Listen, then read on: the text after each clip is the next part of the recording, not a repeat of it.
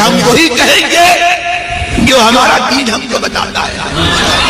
عمل کرو تو تمہارا بھلا ہے. نحمده ونصلي ونسلم على حبيبه الكريم أما بعد.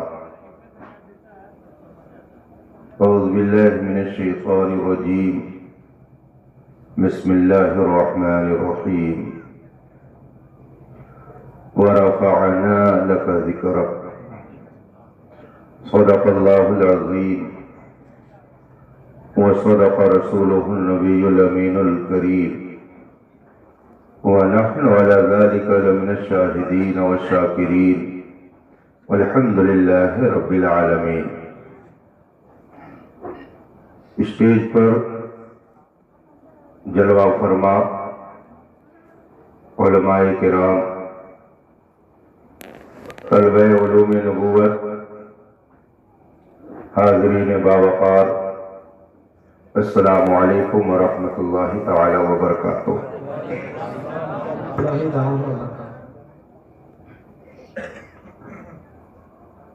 آج کی یہ پاکیزہ بزم اور بارونق محفل جس میں ہم اور آپ شرکت کی سعادت حاصل کیے ہوئے ہیں، آپ سب کو معلوم ہے اس کے انعقاد کا پس منظر کیا ہے. جن کے ایصال ثواب کے لیے اس بزم کو سجایا گیا ہے، رب تعالی اپنے حبیب پاک کے طفیل انہیں کروٹ کروٹ سکون و چین عطا فرمائے اور تمام اہل ایمان کو جنت کی بہاریں عطا فرمائے. مجھ سے پیشتر آپ حضرات نے ابھی بہت دیر تک نعت پاک کی سماعت کی اور شاندار انداز میں نعتیہ کلام سے اپنے دل و دماغ کو معطر کیا. تھوڑی دیر کے لیے میں بھی آپ کے درمیان ہوں، مگر آئیے سب سے پہلے مصطفیٰ جان رحمت سرور کائنات فخر موجودات علیہ تحیت و ثنا کی بارگاہ ناز میں درود و سلام کا نذران عقیدت پیش کریں اور پڑھیں. اللہم صلی علی سیدنا و مولانا محمد معدن الجود والکرم وآلہ الکرام اجمعین. اللہ کی سرتابہ قدم شان ہے یہ، انسان نہیں انسان وہ انسان ہے یہ. قرآن تو ایمان بتاتا ہے انہیں، قرآن تو ایمان بتاتا ہے انہیں، ایمان یہ کہتا ہے میری جان ہے یہ. سب سے اولا و اعلیٰ ہمارا نبی، سب سے بالا و والا ہمارا نبی، اپنے مولا کا پیارا ہمارا نبی، سارے عالم کا دولہا ہمارا نبی. وہ جو نہ تھے تو کچھ نہ تھا، وہ جو نہ ہو تو کچھ نہ ہو. جان ہے وہ جہان کی، جان ہے تو جہان ہے. تو گھٹائے سے کسی کے نہ گھٹا ہے نہ گھٹے، تو گھٹائے سے کسی کے نہ گھٹا ہے نہ گھٹے. جب بڑھائے تجھے اللہ تعالیٰ تیرا. مٹ گئے مٹتے ہیں مٹ جائیں گے اعداء تیرے، نہ مٹا ہے نہ مٹے گا کبھی چرچا تیرا. وہی دھوم اب بھی ہے ماشاءاللہ، مٹ گئے آپ مٹانے والے. نور حق شمع الہی کو بجھا سکتا ہے کون؟ نور حق شمع الہی کو بجھا سکتا ہے کون؟ جس کا حامی ہو خدا اس کو مٹا سکتا ہے کون؟ نور خدا ہے کفر کی حرکت پہ خندہ زن، پھونکوں سے یہ چراغ بجھایا نہ جائے گا.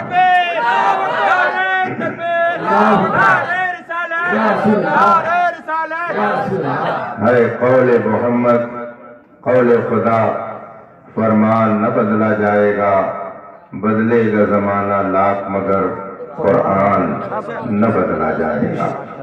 رفیقان محترم، اللہ تبارک و تعالیٰ کا بے پایا کرم اور اس کا احسان ہے کہ اس نے ہمیں رسول پاک صلی اللہ علیہ وسلم کی سچی غلامی عطا فرمائی۔ یوں تو اس نے بے شمار نعمتیں بخشی ہیں، مگر ان ساری نعمتوں میں جو سب سے عظیم نعمت اس نے اپنے بندوں کو عطا کی ہے وہ نعمت ایمان ہے۔ دنیا اور آخرت کی ساری نعمتیں اسی نعمت کی مرہون منت ہے۔ اگر یہ نعمت کسی کے پاس نہیں ہے تو آخرت کی کسی نعمت کا وہ حقدار نہیں ہے۔ دنیا کی نعمتیں اللہ تبارک و تعالی سب کو عطا فرماتا ہے، لیکن آخرت کی نعمت صرف اسی کو عطا کرے گا جس کے پاس دولت ایمان ہوگی۔ آپ دیکھ لیجئے، دنیا میں اللہ تبارک و تعالی نے ہر قوم کو حسن و جمال دیا، مال و منال دیا، عزت و دولت دی، شہرت دی، شان و شوکت دی، آل اولاد دی۔ اللہ نے دنیا کی ہر قوم کو یہ نعمتیں عطا فرمائی ہیں۔ بڑا سے بڑا، چھوٹا سے چھوٹا، ہر شخص کسی نہ کسی چیز کا مالک بنایا گیا ہے۔ کچھ نہ صحیح تو کم از کم اس کے جسم پر جو لباس ہے اور جس مکان میں وہ رہتا ہے اتنے کا تو وہ مالک ہے ہی ہے۔ تو دنیا کا ہر انسان اللہ کی طرف سے کسی نہ کسی نعمت کو حاصل کیے ہوئے ہے، لیکن 8 ارب آبادی اس وقت پوری دنیا میں ہے۔ اس 8 ارب آبادی میں صرف 1.5 سے 2 ارب آبادی وہ ہے جو رسول پاک پر کلمہ پڑھنے کی نعمت پائے ہوئے ہیں۔ تو سب لوگوں کو اللہ نے محروم کیا اور گنے چنے لوگوں کو اللہ نے یہ نعمت عطا کی ہے۔ پھر جو کلمہ پڑھنے والے ہیں ان میں بھی طرح طرح کے لوگ ہیں جس پر میں نہیں گفتگو کرنا چاہتا، لیکن یہ بالکل حقیقت ہے، مسلم ہے کہ اللہ تبارک و تعالی نے ہم اہل سنت و جماعت کو جو ایمان کی دولت عطا فرمائی، یہ دولت کسی کو نہیں ملی ہوئی ہے۔ پوری دنیا کے اندر صرف اہل سنت و جماعت وہ جماعت ہے، وہ پیارا طبقہ ہے کہ جو صحابہ سے بھی محبت کرتا ہے، اہل بیت سے بھی محبت کرتا ہے، ائمہ دین کی بھی تعظیم کرتا ہے، علماء کرام کا بھی احترام کرتا ہے، اولیاء کا بھی ذکر کرتا ہے، انبیاء کی شان بھی بیان کرتا ہے، شہداء کے اوپر اپنی جان نچھاور کرنے میں بھی فخر کرتا ہے۔ یہی وہ طبقہ ہے کہ پوری دنیا میں اللہ کے کسی محبوب کی یہ توہین نہیں کرتا بلکہ سب کی تعظیم کرتا ہے۔ اور یہ جذبہ اور یہ تعلیم اور یہ نعمت اگر اسے ملی ہے تو بریلی کے امام احمد رضا جی ان کی محنتوں کا صدقہ ہے، اس لیے کہ انہوں نے اپنے ماننے والوں کو یہی تعلیم دی ہے، تیرے غلاموں کا نقش قدم ہے راہ خدا، وہ کیا بہک سکے جو یہ سراغ لے کے چلے۔ نعرہ تکبیر، نعرہ رسالت، مشرق اعلیٰ حضرت خلیفہ حضور تاج الشریعہ، نعرہ تکبیر، اور یہ آپ جانتے ہیں کہ جو نعمت اور جو کمال چند لوگوں کے پاس ہوتا ہے اور دوسرے لوگ محروم ہوتے ہیں تو وہ للچائی ہوئی نظر سے ہی دیکھتے ہیں اور چاہتے ہیں کہ اس کے پاس جو ہے وہ بھی ختم ہو جائے۔ آپ لوگوں نے لطیفہ سنا ہوگا، گلزار دبستہ فارسی کی ایک کتاب ہے جو طلبہ کو پڑھائی جاتی ہے، اس میں ایک واقعہ ذکر کیا ہوا ہے کہ ایک شخص کی پیٹھ کبڑی تھی، ٹیڑھی پیٹھ تھی، اس کی پیٹھ اس کی ٹیڑھی تھی۔ ایک حکیم کے پاس وہ گیا تو حکیم نے اس سے پوچھا، یہ بتاؤ آپ کیا چاہتے ہو، آپ کی کبڑی پیٹھ سیدھی ہو جائے یا اور لوگوں کی پیٹھ آپ ہی کی طرح ہو جائے؟ تو اس عقل مند نے یہ نہیں کہا کہ میری پیٹھ سیدھی ہو جائے، اس نے کہا جیسے میری ہے ویسے ہی سب کی ہو جائے۔ یہ اس کے عقل کا تقاضا تھا۔ لیکن آپ سمجھ سکتے ہیں کہ اس کا جواب کتنی عقل مندی کا جواب ہوگا۔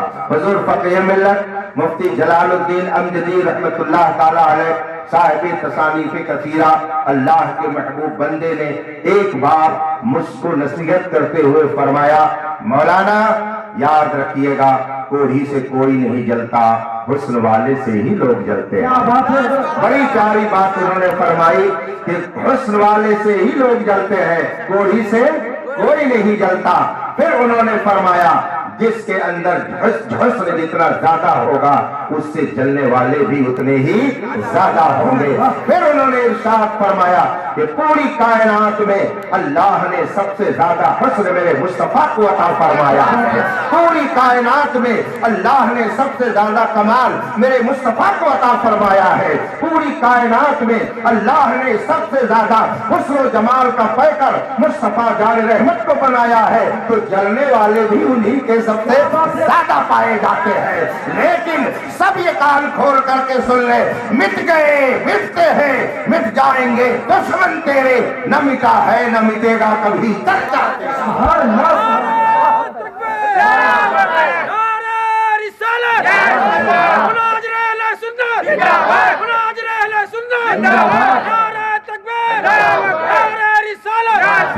اللہ کے رسول صلی اللہ علیہ وسلم نے 40 سال مکے میں جو زندگی گزاری، پورے مکے کے اندر ابو جہل جیسا بدماش بھی یہ جرات نہ کر سکا کہے کہ یہ جھوٹا ہے۔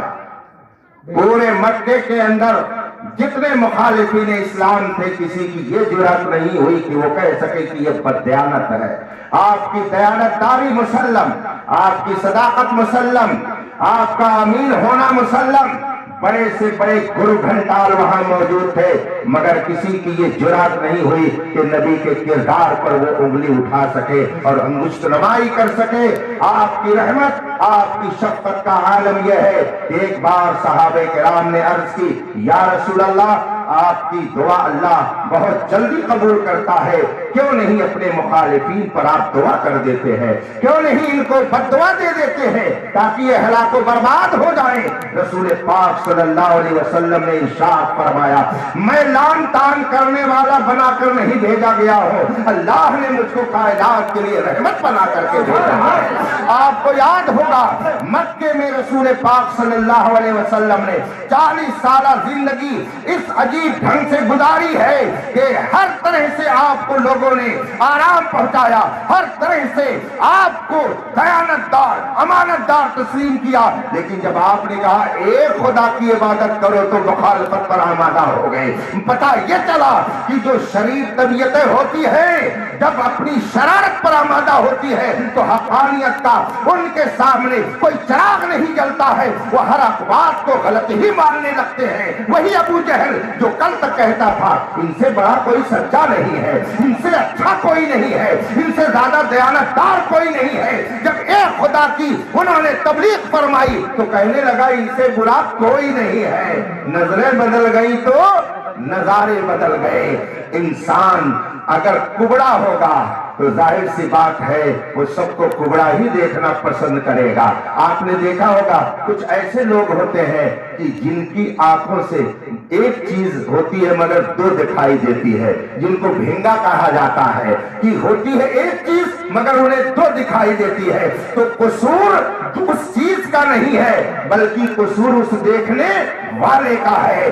آپ نے یہ بھی دیکھا ہوگا کہ ایک پرندہ ہے، ایک چڑیا ہے جس کو چمگادہ کہا جاتا ہے، چمکتی ہوئی چلچلاتی دھوپ میں اس کو سورج نظر نہیں آتا ہے، تو سورج کا قصور نہیں ہے بلکہ اس کی آنکھ کا قصور ہے۔ اسی طریقے سے اگر کوئی کہتا ہے ہمالیہ پہاڑ ایک 100 اسکوائر فٹ میں بنا ہوا ایک مکان ہے، اس کی کوئی بلندی نہیں ہے، ہمالیہ کوئی ایسا پہاڑ نہیں ہے کہ جس کی بلندی کا تذکرہ کیا جائے تو لوگ کہیں گے کہ اس کی چول ڈھیلی ہو گئی ہے، اس کا دماغ خراب ہو گیا ہے، اس لیے کہ ہمالیہ پہاڑ کی بلندی پوری دنیا میں مسلم ہے۔ یہ کہہ رہا ہے کہ 100 اسکوائر فٹ میں بنا ہوا ہے تو یہ اس کی حماقت اور بے وقوفی ہے، اس نے اس کا بھی نقشہ بھی نہیں دیکھا ہے وہاں جا کر کے دیکھنا تو بہت دور کی بات ہے۔ اگر کسی شخص نے کہا کہ تاج محل تو بس 10 گز میں بنا ہوا ایک چھوٹا سا مکان ہے، کھپڑے کا ٹوٹا ہوا مکان ہے، تو لوگ کہیں گے یہ ہندوستان میں رہ کر کے آگرے کی سیر اگر نہیں کر سکا تو کم از کم اس کو اب آگرہ کے پاگل خانے میں لے جا کر کے بند کر دیا جائے۔ اس نے تاج محل کو ایک چھوٹا سا شاید چھوٹا سمجھ رکھا ہے۔ تو مجھے بتائیے اگر ہمالیہ پہاڑ کی بلندی کا انکار کرنے والا پاگل ہے، اسی طریقے سے تاج محل کی خوبصورتی کا انکار کرنے والا اگر مجنون اور دیوانہ ہے، تو جو ساری کائنات میں سب سے زیادہ حسین و جمیل بن کر کے آیا، اگر اس کی شان میں کوئی گستاخی کرتا ہے تو اس سے بڑھ کر کے اس زمانے کا پاگل کون ہو؟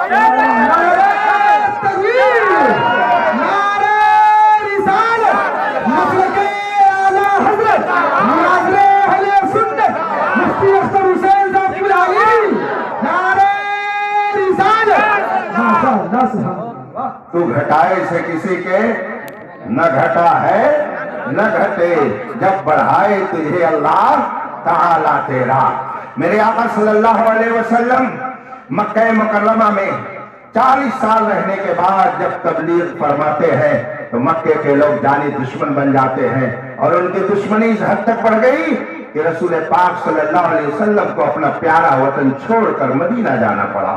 میرے آقا صلی اللہ علیہ وسلم مکہ چھوڑ کر کے مدینہ جب جلوہ گر ہوئے، اور پھر مکے کے دشمنوں نے مدینہ طیبہ میں بھی آپ پر اٹیک کرنا چاہا، حملہ کرنا چاہا، اور نتیجہ یہ ہوا کہ جنگ بدر ہوئی، جنگ احد ہوئی، اور بھی نہ جانے کتنی جنگیں ہوئی، اور ایک دن ایسا آیا کہ رسول پاک صلی اللہ علیہ وسلم نے مکے کو فتح فرمایا۔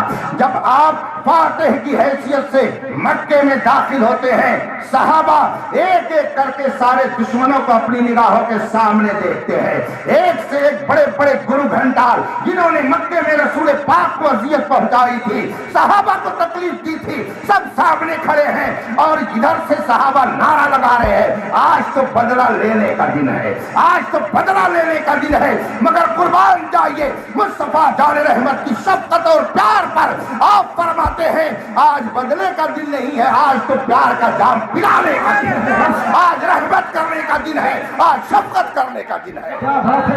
جس نبی کی سیرت ایسی پاکیزہ ہو، اگر کوئی شخص اس کی پاکیزہ سیرت پر انگلی اٹھاتا ہے تو یہ ایسے ہی ہے جیسے کوئی چاند پر تھوکنے کا کام کرتا ہے۔ جو چاند پر تھوکتا ہے، چاند داغدار نہیں ہوتا ہے بلکہ وہ تھوک خود اس کے اوپر آتا ہے۔ اگر کوئی سورج پر گرد و غبار ڈالنے کی کوشش کرتا ہے تو خود اس کا چہرہ گردآلود ہو جاتا ہے، مگر سورج تو ویسے ہی چمکتا اور چمکتا رہے گا۔ قرآن فرماتا ہے وَرَفَعْنَا لَكَ ذِكْرَكَ، اے محبوب میں نے تیرے ذکر کو بلند کیا ہے۔ حضرت سیدنا جبریل علیہ السلام نبی کی بارگاہ میں حاضر ہوئے، عرض کی یا رسول اللہ، اللہ تبارک و تعالیٰ نے فرمایا ہے ذرا میرے محبوب سے یہ تو پوچھ لیجئے کہ اللہ نے تمہارے ذکر کو بلند کیا ہے تو کیسے بلند کیا ہے، ذرا انداز بھی دیکھیے۔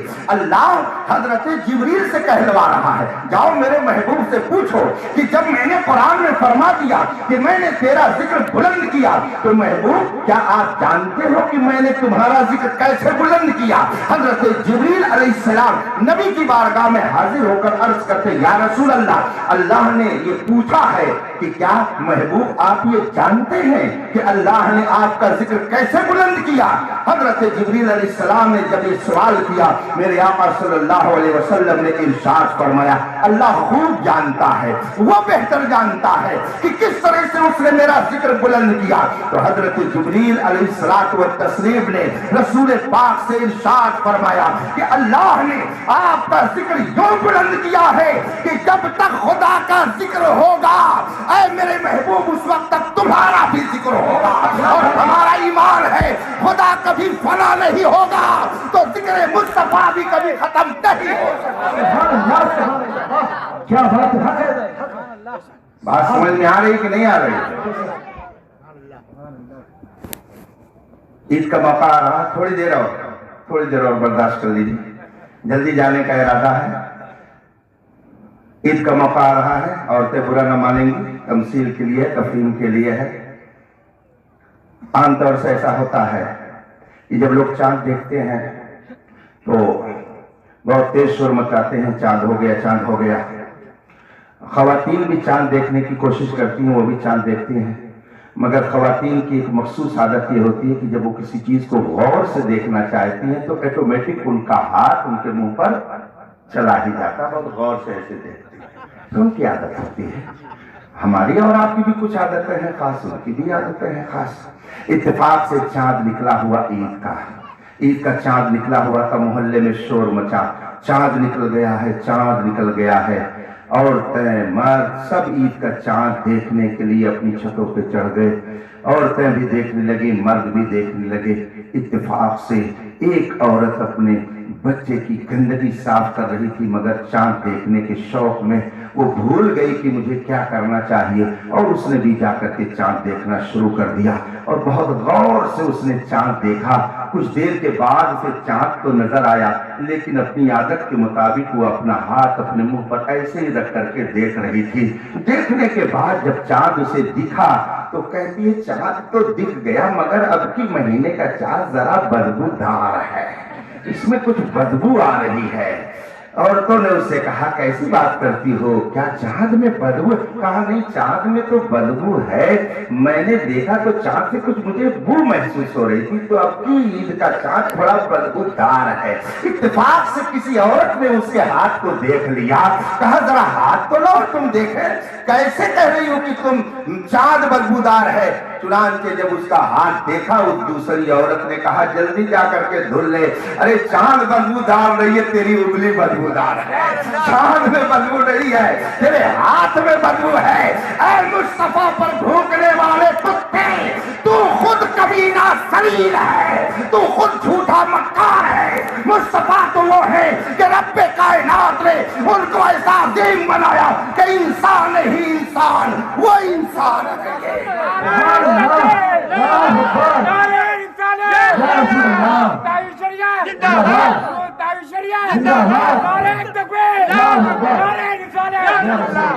گستاخ نبی کی ایک سزا، گستاخ نبی کی ایک سزا، نبی کی ایک سزا۔ یاد رکھیے، اگر آپ نے رسول پاک سے سچی محبت کی، قسم خدا کی میں کہہ رہا ہوں رسول کبھی آپ کو رسوا نہیں ہونے دیں گے۔ مجھے یاد آتا ہے فتوح الشام، امام واقدی رضی اللہ تعالیٰ عنہ ایک تابعی ہیں، ان کی لکھی ہوئی کتاب ہے، فتوح الشام اس کا نام ہے۔ صحابہ کرام نے ملک شام اور ملک روم کو کس طرح سے فتح کیا اور وہاں پر اسلام کا پرچم کیسے بلند کیا، اس کی پوری تاریخ لکھی ہوئی ہے۔ حضرت امام واقدی تابعی ہیں، انہوں نے صحابہ کرام سے باتیں سن سن کر کے، ان سے پوچھ کر کے پورے واقعات لکھے ہیں۔ اس میں ایک مقام پر وہ لکھتے ہیں کہ صحابہ اور صحابہ کے ساتھ میں بہت سارے تابعین حضرات ملک روم کو فتح کرنے کے لیے جا رہے تھے۔ اتفاق سے ایک جگہ ایک چھوٹی سی ٹکڑی مسلمانوں کے لشکر کی تھی، چند افراد اس میں تھے، اور تقریباً 30,000 رومی عیسائیوں نے ان کا محاصرہ کر لیا، ان کو گھیر لیا۔ 30,000 رومی لشکر ایک طرف ہے اور چند ہزار مسلمان ایک طرف ہیں، جن میں حضرت سیدنا خالد بن ولید جیسا جنرل بھی موجود تھا۔ یہ صحابہ کرام بھی اس میں تھے، اور ایک نوجوان بہادر جس کا نام حضرت دامس ابو الہول تاریخ میں آتا ہے۔ حضرت دامس ابو الہول ہٹے کٹے جوان مگر کسی کے غلام تھے، صحابی نہیں، یہ تابعی ہے، اور یہ حضرت سیدنا عمر فاروق اعظم کے دور کا واقعہ ہے۔ رسول پاک کو وصال فرمائے ہوئے کئی سال ہو گئے، اس کے بعد کا یہ واقعہ ہے۔ آپ تو مدینہ منورہ میں اپنی تربت انور کے اندر آرام فرما رہے ہیں، یہ اس وقت کی بات ہے۔ حضرت دامس ابو الہول نے جب 30,000 رومی لشکریوں کو دیکھا، خالد بن ولید کے پاس جا کر کے عرض کرتے ہیں آپ ہمیں اجازت دیجئے تاکہ ہم اس لشکر میں گھس کر کے ان کا تہس نہس کر دیں اور ان کو افراتفری میں مبتلا کر دیں۔ حضرت خالد بن ولید رضی اللہ تعالیٰ عنہ نے فرمایا 30,000 का लश्कर जर्रार है और तुम चंद लोग हो, इनका क्या कर सकते हो, क्या इनका बिगाड़ पाओगे। मगर हजरत दामिश फरमाते हैं नहीं अमीर, आप इजाजत दीजिए, हम उनसे जाकर के मुकाबला आराई करेंगे। हजरत दामिश अपने 10 साथियों को लेते हैं और लेने के बाद दुश्मन की फौज में दाखिल हो जाते हैं। 30,000 लश्कर है ईसाइयों का और कुल 11 अफराद हैं इधर से लश्कर में दाखिल होकर के अफरा तफरी मचा देते हैं, न जाने कितनों को जहन्नम रसीद करते हैं। लेकिन 30,000 लश्कर से मुकाबला करना आसान बात नहीं है। 11 के 11 ये 11 मुजाहिद ये उनकी कैद में आ जाते हैं, ये कैदी बना लिए जाते हैं, बंदी बना लिए जाते हैं, हाथों में जंजीरें इनके लगा दी जाती है, पैरों में बेड़ियां पहना दी जाती है और ईसाई फौज के जनरल के पास इनको पेश कर दिया जाता है। हजरत दामिश अबुल हौल अपने साथियों के साथ 30,000 रूमी लश्कर के अंदर गिरफ्तार हैं, उनकी कैद में हैं।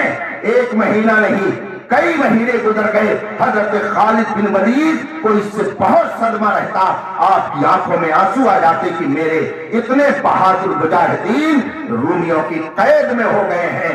एक दिन की बात है, इत्तेफाक से हजरत खालिद बिन वलीद अपने सहबाब के साथ बैठे हुए थे और देखा तो वो 11 साथी घोड़े पर सवार होकर के चले आ रहे हैं। जो ही उन पर नजर पड़ी हजरत खालिद बिन वलीद की, फौरन उनके इस्तेमाल के लिए खड़े हो गए और जब वो घोड़े से उतरे हजरत खालिद बिन वलीद ने उनसे मुआलका किया, मुसाफा किया और उनसे हाथ मिला करके खैरियत मालूम की और फिर फरमाया बताओ तुम लोग तो रूमियों की कैद में थे, तुम्हें छुटकारा कैसे मिला। तारीख में आज भी वो अल्फाज मौजूद है, आप पढ़िए फतहुल शाम, हजरत इमाम वाक़िदी रज़ी अल्लाह ताला अन्हु उसके अंदर तहरीर फरमाते हैं कि जब खालिद बिन वलीद ने दामिश से पूछा कि आखिर तुम फौज से छुटकारा पा करके कैसे आ गए, तुम तो उनकी कैद में थे। हजरत दामिश रज़ी अल्लाह ताला अन्हु फरमाते हैं हाँ बेशक हम रूमियों की कैद में थे, मगर अमीर बात यह है कि एक रात हम लोग रसूल पाक सल्लल्लाहु अलैहि वसल्लम के जिक्र की महफिल में मगन थे। रसूल पाक की याद में हम 11 के 11 मसरूफ थे और रूमी लश्कर खर्राटे की नींद में थे, सब बेखौफी के आलम में सो रहे थे। रात का सन्नाटा था, तारीकी थी, हम लोग अल्लाह और रसूल की याद में मगन थे। हमने क्या देखा कि एक नूरानी पैकर हमारी निगाहों के सामने आ गया और आने के बाद कहता है अब शुरू नसरल्लाह अला मुहम्मद रसूलुल्लाह। ए लोगों, हजरत दामिश फरमाते हैं एक नूरानी शक्ल वाला हमारी निगाहों के सामने आकर के खड़ा हो गया और कहता है तुम्हें खुशखबरी हो, मैं अल्लाह की मदद हूँ, मैं तुम्हारा पैगंबर मोहम्मद रसूलुल्लाह हूँ। इतना कहना था। नारे तकबीर, नारे रिसालत। हजरत दामिश फरमाते हैं कि वो बड़ी पैकर वो हुस्न जमाल वाला हमारी निगाहों के सामने आकर के कहता है अब शुरू नसरल्लाह अला नबीकुम मुहम्मद रसूलुल्लाह, तुम्हें अल्लाह की बशारत हो, मैं तुम्हारा पैगंबर मोहम्मद रसूलुल्लाह हूँ। वो नीचे उतरे और अपने दस्ते मुबारक से हमारी जंजीरों को खोला, हमारी बेड़ियों को खोला और कहा जाओ तुम सब के सब आजाद हो, हमको किसी और ने नहीं आजाद किया है, हमको अगर आजाद किया है तो मोहम्मद रसूलुल्लाह ने। सुभान अल्लाह, नारे तकबीर, नारे रिसालत, नारे रिसालत। माशाअल्लाह। आला हजरत फरमाते हैं वल्लाह वो सुन लेंगे, फरियाद को पहुंचेंगे। इतना भी तो हो कोई जो आह करे दिल से। आज भी अगर कोई आह करता है दिल से तो खुदा की कसम मुस्तफा जान रहमत उस पर अपना साए करम डाल दिया करते हैं और उस पर अपनी निगाहें करम फरमाते हैं। मुस्तफा का वफादार कभी जलील नहीं होता है, वो यहाँ भी इज्जत वाला रहेगा, वहाँ भी इज्जत वाला रहेगा। रफीकान मोहतरम, हम और आप जिन हालात में जिंदगी गुजार रहे हैं, जगह जगह पे तुझे थक चुके हैं हंगामे, निशाते लज्जते ख्वाबे गिरा बदल डालो, गलत रवि से मनाजिल का बोझ बढ़ता है, मुसाफिर और रविशे कारवां बदल डालो।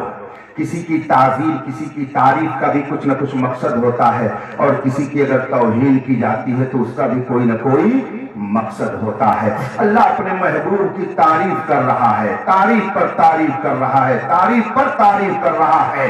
अल्लाह अपने महबूब की इस कदर तारीफ कर रहा है कि आगाज से आखिर तक قرآن ہے نعت مصطفیٰ، محبوب کے بیان کا کیسا انوکھا ڈھنگ ہے۔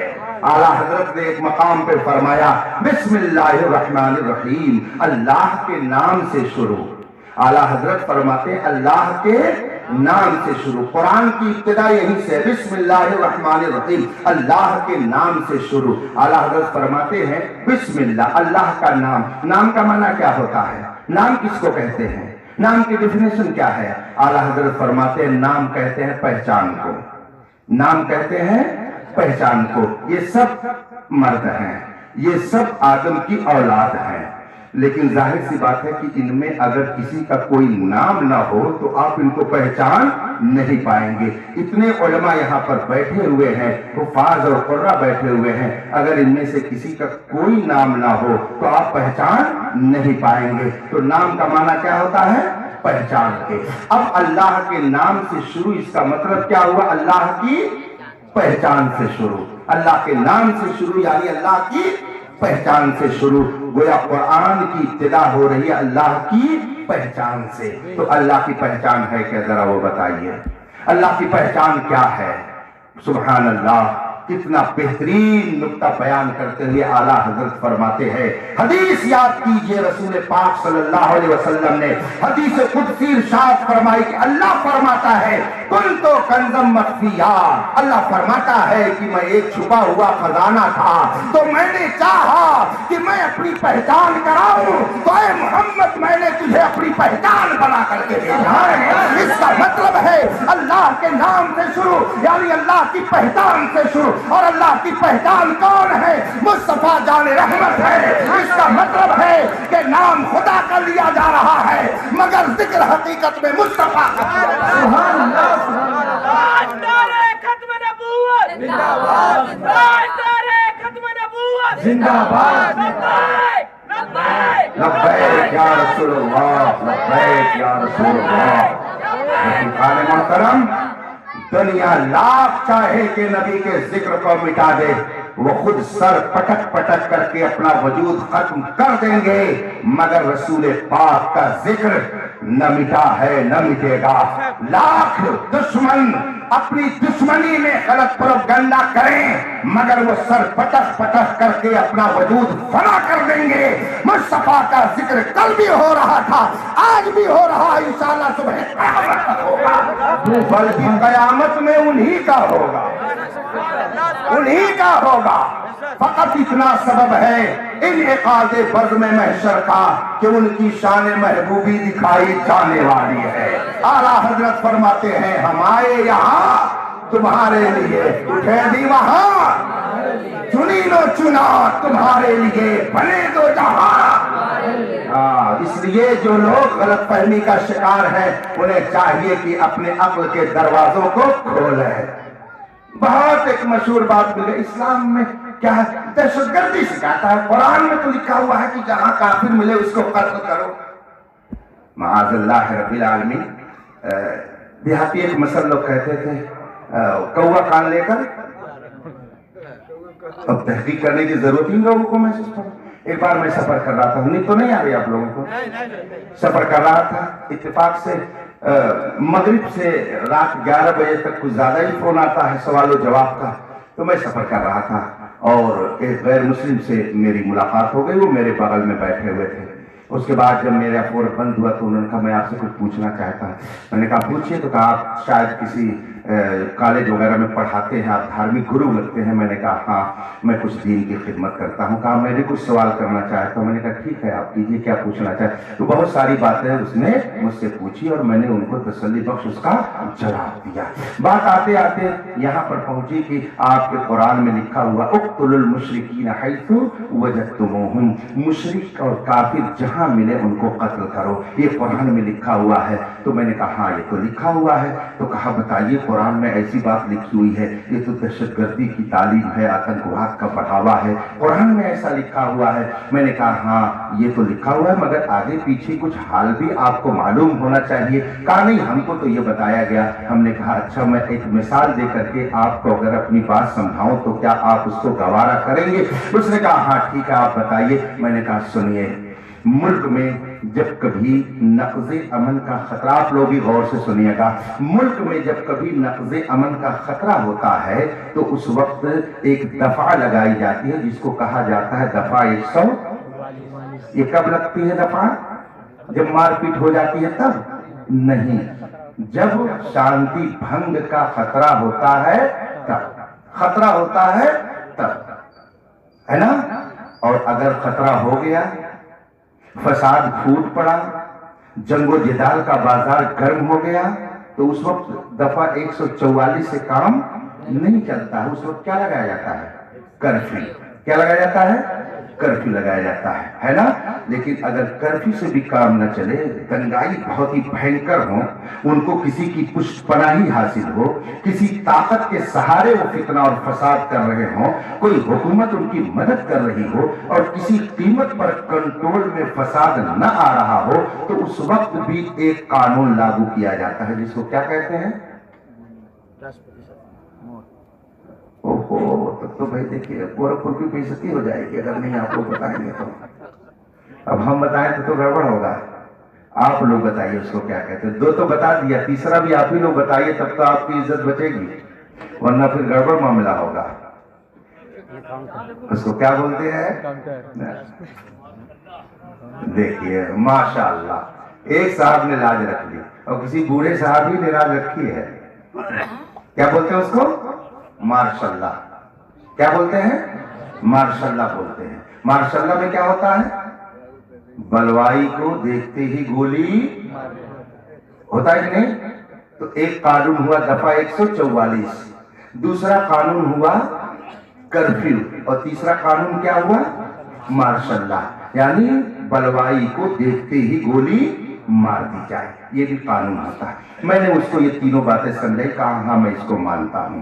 मैंने कहा ये बताइए, अगर किसी मुल्क में या किसी शहर में फसाद हुआ और फिर वो फसाद कर्फ्यू लगाने से भी कंट्रोल में नहीं आ रहा हो, तो गवर्नमेंट वहां पर मार्शल्लाह लगाती है कि नहीं लगाती है? कहाँ लगाती है? मैंने कहा फर्ज कर लीजिए 50 साल पहले मिसाल के तौर पर बॉम्बे शहर में एक फसाद हुआ और उस फसाद में मार्शल्लाह लगाने की जरूरत पड़ी, तो क्या एसपी या डीएम खुद ब खुद वो कानून नाफिज कर देता है या कि ऊपर से आर्डर आता है तब वो नाफिज करता है? उन्होंने कहा नहीं, खुद नहीं कर सकता है। एसपी और डीएम ये कानून खुद लागू नहीं कर सकता है, ये कानून ऊपर से आता है। मैंने कहा मान लीजिए वजीर आजम ने वजीर आला को कानून भेजा और वजीर आला ने उसको डीएम के पास भेजा और डीएम ने उसको कोतवाल के पास दिया।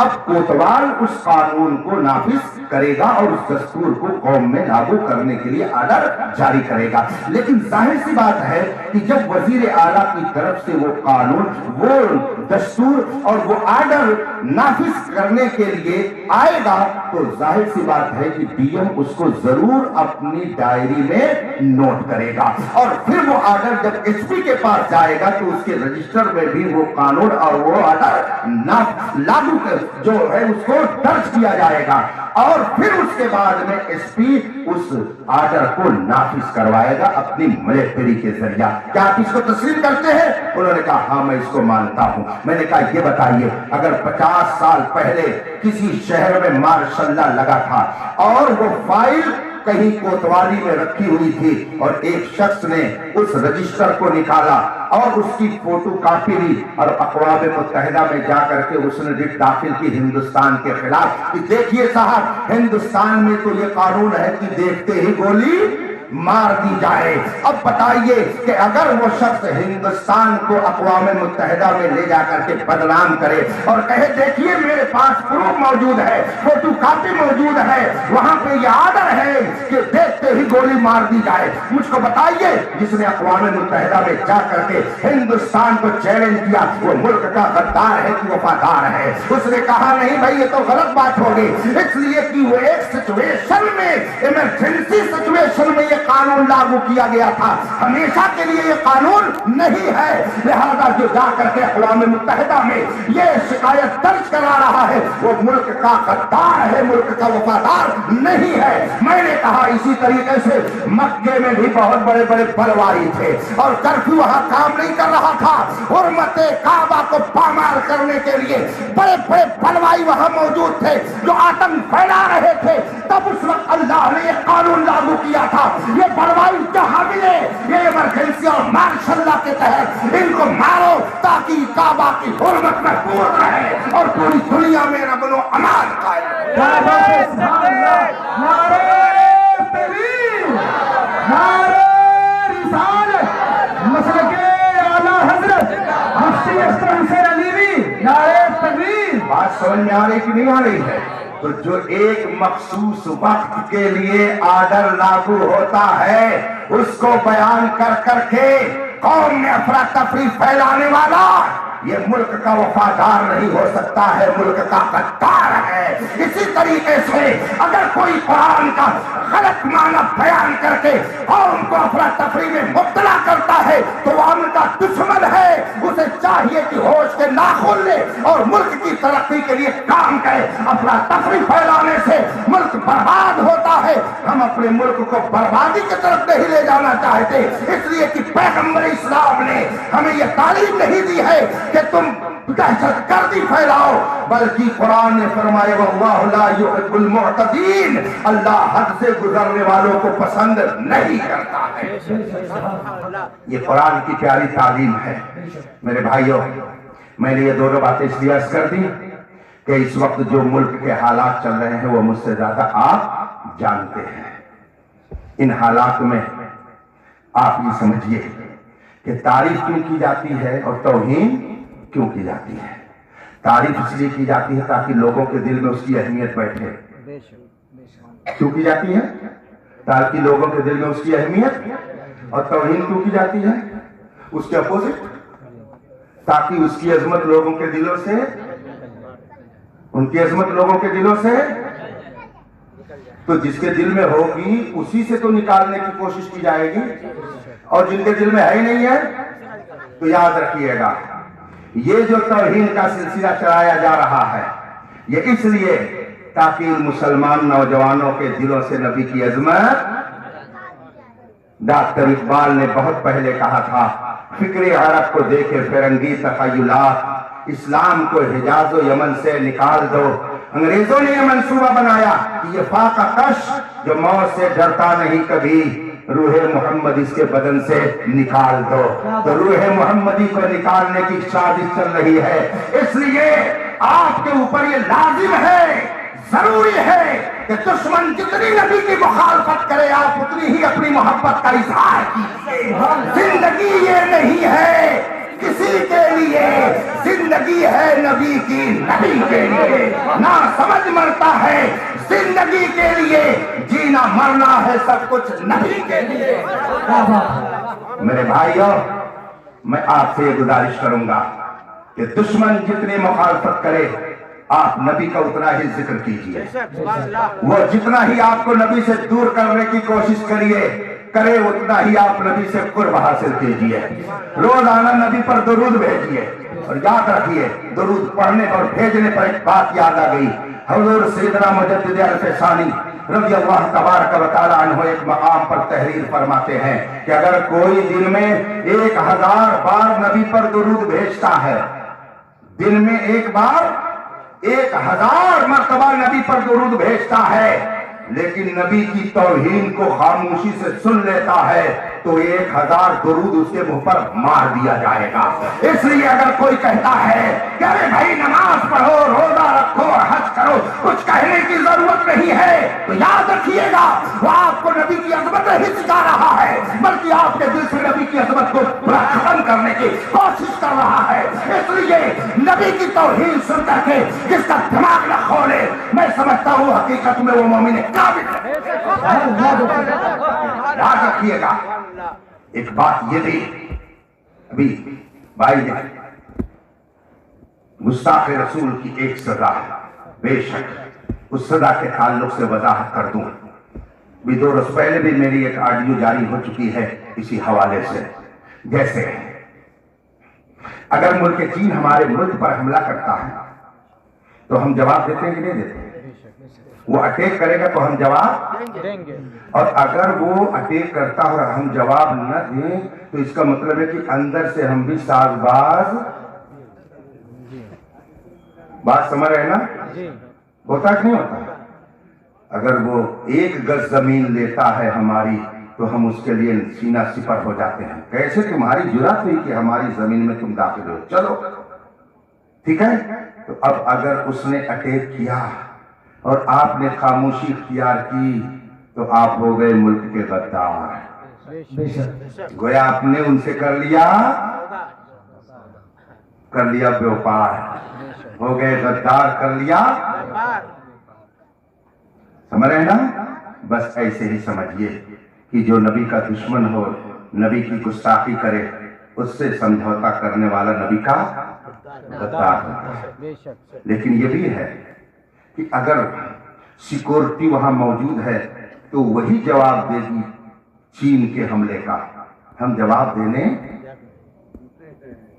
بات سمجھ میں آ رہی ہے نا؟ کون جائے گا جواب دینے؟ سپہ سالار اپنی فوج لے کر جائے گا. آرڈر کون جاری کرے گا؟ آپ نہیں. کون جاری کرے گا؟ Prime minister. اس کا مطلب یہ ہوا کہ ہر دہشت گردی کا جواب دیا جائے گا، لیکن ہر شخص جواب نہیں دیتا ہے. جواب کون دے گا؟ Prime minister. کس کے ذریعہ؟ اپنے کمانڈر ان چیف کے ذریعہ. اسی طریقے سے اسلام میں یہ سزا ضرور ہے کہ جو نبی کی گستاخی کرے گا اس کو واجب القتل کہا جائے گا. لیکن مسئلہ یہ ہے کہ اگر کوئی گستاخی کر رہا ہے تو پہلے اس کا مقدمہ جائے گا قاضی شریعت کے ہاں، اور قاضی شریعت ہوگا تو اس کا مطلب ہے کہ اسلامی حکومت ہوگی، بادشاہی اسلام ہوگا. بادشاہی اسلام اس سزا کو نافذ کرنے کا فرمان جاری کرے گا. تو یہ قانون کہ جو دشمن رسول ہو اس کا سر قلم کیا جائے گا، یہ قانون کون نافذ کرے گا؟ یہ ہم نہیں نافذ کریں گے، یہ نافذ کرے گا بادشاہ اسلام. اور کس کے ذریعہ؟ کورٹ کے ذریعہ، اسلامی کورٹ کے ذریعہ. اور جہاں اسلامی کورٹ نہ ہو ہم اور آپ اپنے طور پر یہ سزا نافذ نہیں کر سکتے ہیں. اب ہمارے لیے کیا حکم ہے کہ ہم جب سزا نافذ نہیں کر سکتے تو حکومت پر دباؤ ڈالیں کہ ایسے گستاخ کو تم منہ بند کرنے کا قانون بناؤ تاکہ آئندہ کوئی ایسی حرکت نہ کر سکے اور ملک کا امن و امان برباد نہ ہونے پائے. اس لیے آپ یہ کوشش کریں، آپ یہ کام کریں کہ جب کوئی نبی کی شان میں گستاخی کرے تو آپ یہ تو نہیں کر سکتے ہیں کہ اس کا سر قلم کر دے. اس لیے کہ یہ قانون ہاتھ میں لینا ہوگا اور قانون ہاتھ میں لینے کی اجازت نہیں ہے. تو اب کیا کریں گے؟ ہمارے بزرگوں نے ہم کو بتایا، ان سے کنارہ کش ہو جاؤ، ان کی باتیں نہ سنو، ان کے پاس نہ اٹھو بیٹھو، ان کا سوشل بائیکاٹ کر دو اور پھر گورنمنٹ پر تم دباؤ ڈالو کہ کسی طریقے سے اس کا منہ بند ہو اور آئندہ ایسی گستاخی نہ ہونے پائے. یہ اسلام کا دستور ہم کو مکمل طور پر کتابوں کے ذریعہ بتا دیا گیا ہے. آپ اس کو بھی اپنے ذہن میں رکھیں. اور جو لوگ نبی پاک صلی اللہ علیہ وسلم کی شان میں گستاخیاں کرتے ہیں وہ چاہے جس طبقے سے ہوں، چاہے جس طبقے سے ہوں. اگر میں ذرا سخت بات کہہ دوں تو یہ کہا جا سکتا ہے کہ اس کا رشتہ ضرور ولید ابن مغیرہ سے کسی نہ کسی طرح ضرور ملتا ہے. کوئی صحیح النسب نبی کی شان میں گستاخی نہیں کر سکتا. جس کے نطفے میں خرابی ہوتی ہے وہی زبان درازی کرتا ہے. پوری کائنات میں جو سب سے اعلیٰ قسم کا انسان ہو، جس کے کردار و عمل کا حال یہ ہو کہ پوری دنیا جس کی پاکیزگی کا لوہا مان رہی ہو. کون نہیں جانتا کہ عرب کا کیا حال تھا؟ بچیاں زندہ درگور کی جاتی تھی، بچیوں کو زندہ لے جا کر کے دفن کیا جاتا تھا. یہ دہشت گردی نہیں تو اور کیا؟ یہ دہشت گردی تھی. لوگوں کا مال چھین کر کے اور اس پر ڈانس کیا جاتا تھا، یہ دہشت گردی تھی.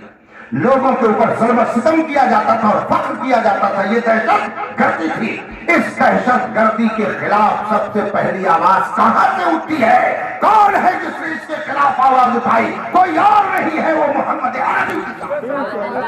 सुभान अल्लाह। तो जो दहशत गर्दी का खात्मा करने के लिए आया हो, अमन अमान बर्पा करने के लिए आया हो, उनकी शान में जो लोग ऐसे नाजेबा अल्फाज इस्तेमाल करते हैं, अगर उनके मुकद्दर में हिदायत हो तो अल्लाह उन्हें हिदायत दे, वरना इस रूए जमीन को ऐसे लोगों से अल्लाह पाक फरमा दे। और आपके लिए अर्ज है, क्योंकि वक्त देखिए बहुत ज्यादा हो गया, कि आप लोग रसूल पाक सल्लल्लाहु अलैहि वसल्लम की सीरत, आपके किरदार को अपनाइए। बहुत सी ऐसी चीजें हैं कि जिसमें गवर्नमेंट ने आपको पाबंद नहीं किया है और आपको रोका नहीं है, मगर आप रुके हुए हैं।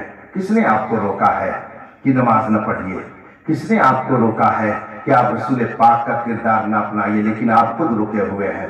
मैं कभी कभी ये कहता हूँ कि अभी नमाज पढ़ने की अल्लाह ने आपको मोहलत दी है, कहीं ऐसा ना हो कि ये मोहलत छिन जाए तो आप पढ़ना भी चाहें तो ना पढ़ सकें। इसलिए जो ये मौका मिला हुआ है इसे गनीमत जानिए। कल तक तो लोग कहते थे कि अभी उम्र 40 साल है, लेकिन अब तो हाल ये है कि पता चला उधर से इंजेक्शन लगा और इधर से कब्रिस्तान में कब्र की खुदाई शुरू हो रही है। न जाने किस गली में जिंदगी की शाम हो जाए। इसलिए अब ये इस इंतजार में मत रहिए कि अभी 70 साल तक रहना है।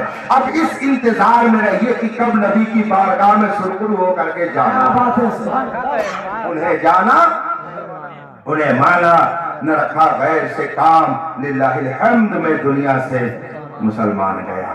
ईमान पर ही आखिरत की सारी बहारें कायम है। ईमान रहेगा, आदमी दुनिया से ईमान के साथ जाएगा, तब इस नेकी का सवाब वहां, काफिर को सवाब मिलेगा? नहीं मिलेगा। किसको मिलेगा? ईमान वाले को। तो सवाब भी अगर किसी को पहुंचाना चाहे तो किसको मिलेगा? ईमान वाले को। जैसे अगर आदमी मुर्दा हो गया और उसकी रगें सूख गई हैं, तो उसमें इंजेक्शन लगाइए, जाएगा अंदर, न ग्लूकोज जाएगा, न उसके अंदर खून जाएगा। खून चढ़ाते रहिए, आला किस्म का खून चढ़ाते रहिए। जब वो रग सूख गई है, उसमें कुछ है ही नहीं है, तो आप उसमें ग्लूकोज चढ़ाइए, खून चढ़ाइए, कुछ अंदर जाने वाला, बस ऐसे ही समझ लीजिए। जो ईमान बर्बाद करके दुनिया से गया है, तो एक कुरान नहीं 50 कुरान पहुंचाइए, पहुंचने वाला नहीं है। लेकिन अगर रसूल पाक की मोहब्बत लेकर के दुनिया से गया है तो सब छोड़ करके चले जाएं, मगर आला हजरत फरमाते हैं कब्र में लहराएंगे ता हस्र चश्मे नूर के, जलवा फरमा होगी जब तलाश रसूलुल्लाह की। लहद में इश्क़ रुखे शहकता लेके चले, अंधेरी रात सुनी थी चला। इसलिए मेरे भाइयों, आप इस जिंदगी के लिए मत मरो, उस जिंदगी के लिए मरो कि जहां मरना नहीं है बल्कि हमेशा के लिए रहना है। ना समझ मरता है जिंदगी के लिए, जीना मरना है सब कुछ। इसलिए आप दुनिया में रहें तो बिल्कुल टीटीएस बन करके रहें। यही नबी का सच्चा वफादार है। रसूल पाक सल्लल्लाहु अलैहि वसल्लम पर जान फिदा करने वाला जज्बा लेकर के दुनिया में रहें। नबी की मोहब्बत दिल में रखें। अपने बच्चों को नबी की मोहब्बत का जाम पिलाएं। कसरत से दरूद पाक पढ़ें, कुरान की तिलावत करें। आला हजरत से किसी ने जब पूछा नबी की मोहब्बत कैसे बढ़ेगी, आला हजरत फरमाते हैं 3 चीजों से, ज्यादा से ज्यादा कसरत के साथ कुरान शरीफ की तिलावत करने से, और फिर कसरत के साथ दुरूद पाक पढ़ने से, और कसरत के साथ नाते पाक सुनने से। ये 3 चीजें अगर आपके अंदर आ गई तो आपके दिल में नबी की मोहब्बत पैदा हो जाएगी। परसों से इंशाअल्लाह रमजान शुरू होगा, अभी से उसकी तैयारी शुरू कर दीजिए। कुरान की तिलावत कीजिए, नबी पाक सल्लल्लाहु अलैहि वसल्लम की नात सुनिए। अब ये वक्त नहीं है कि आप अपने कानों में माइक्रोफोन लगा करके गाना सुनिए। अब ये वक्त है या रसूल अल्लाह, ये इत्जान क्या है, अगर हो करोड़ों तेरे नाम पे सबको पार करूंगा। अब वक्त ये है कि आप यूं कहें कि देखना है जोर कितना बाजुए कातिल में है। अब ये सुनने की जरूरत है कि मर्द हक हक बातिल से हरगिज खौफ खा सकते नहीं, सर कटा सकते हैं लेकिन सर झुका सकते हैं। अब ये सुनिए, नबी की नात सुनिए, कुरान की तिलावत कीजिए, माहौल पाकीज़ा बनाइए, शराफत से रहिए, अल्लाह की इबादत कीजिए, उसकी रहमतों को अपने दामन में भरिए। मेरे भाइयों, ये चंद बातें मैंने अर्ज कर दी। अल्लाह तबारक व तआला इसे कबूल फरमाए और हम सबको दोनों जहान की भलाइयां अता फरमाए। अपने नबी से अपना रिश्ता खूब मजबूत जोड़े रहिए। ये रिश्ता जितना मजबूत होगा उधर से फैजान उतना ही 11,000 वोल्टेज से अगर डायरेक्ट कनेक्शन हो जाएगा तो फिर बहुत जोरदार बिजली और रोशनी मिलेगी, और अगर कनेक्शन कट गया तो अंधेरा ही। हाँ, इतना याद रखिए, रूहे कायनात जान है मुस्तफा जाने रहमत। रूहे कायनात मुस्तफा है, जाने कायनात मुस्तफा है, असले कायनात मुस्तफा है। वो जो न थे कुछ न था, वो जो न हो जान है, वो जहान की जान है तो याद रखिएगा, ये जो तुम खा रहे हो, पी रहे हो, बोल रहे हो बक बक, ये भी मेरे नबी की रहमत ही का हिस्सा है, मेरे नबी की रहमत ही का हिस्सा है। वरना आदमी देख लीजिए, माँ बाप बेटे से कितनी मोहब्बत करते हैं, अभी आपने सुना शेर के जरिया। लेकिन आप ये भी तो देखते होंगे कि अगर बेटे की शादी हो गई और उसने 4 साल तक अगर अपने माँ बाप को खर्च देना बंद कर दिया, तो वही माँ बाप जो कल तक मोहल्ले में कहते थे मेरा लड़का बड़ा जीनियस है, बड़ा सही है, बहुत अच्छा, बड़ा मेहनती, बड़ा शरीफ, मुझको बहुत मानता है, वही माँ बाप 4 साल के बाद अपनी जबान बदल देते हैं और कहते हैं क्या बताएं, जब से शादी हुई है तब से तो ये अपनी ससुराल का गुलाम हो गया है, सारी कमाई उधर ही दे रहा, हमको पूछता तक नहीं है, बिगड़ गया है। 4 साल में जबान बदल जाती है। कल तक मोहब्बतों का दरवाजा खुला रहता था और आज मोहल्ले में गीबत का और उसकी बुराई का दरवाजा खुल गया। मेरे भाइयों, लेकिन आप जरा गौर कीजिए, वो रब्बे कदीर जो आपको पैदा करने के बाद से लेकर के अब तक रिस्क दे रहा है, रोजाना उसकी नाफरमानी करते हैं, मगर वो अपनी रहमत का दरवाजा बंद नहीं करता है। क्यों नहीं बंद करता? इसलिए कि कुरान में उसका ऐलान आ चुका है, वमा कान अल्लाहु लियुअज़्ज़िबहुम व अंता फ़ीहिम। ऐ मेरे महबूब, जब तक तू जलवागर रहेगा मैं तेरी उम्मत को अज़ाब आम नहीं दूंगा। इसका मतलब है कि अगर दुनिया के लोग रिस्क पा रहे हैं तो मुस्तफा का सदका खा रहे हैं। आला हज़रत फरमाते हैं, ला रब्बिल अर्श, जिसको जो मिला उनसे मिला, बकती है कौनैन में नेमत रसूलुल्लाह की।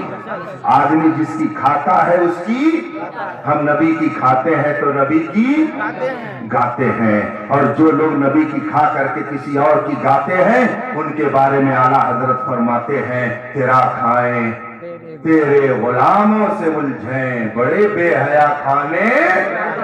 हाँ, तो ऐसे गुर्राने वाले बहुत हैं, लेकिन हाथी जाता है, कुत्ता भूखता है और हाथी अपना रास्ता तय।